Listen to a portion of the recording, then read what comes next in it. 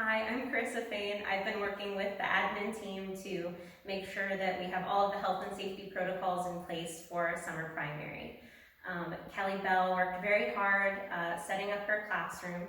So each child is going to have an individual space where they have lessons that were specifically chosen for them based on their own developmental needs. The children are going to be able to have a space to gather as a group, but also keep safe social distance. And they're going to be able to work together with Kelly to learn all the best ways that they can be together while still being healthy and safe in this space.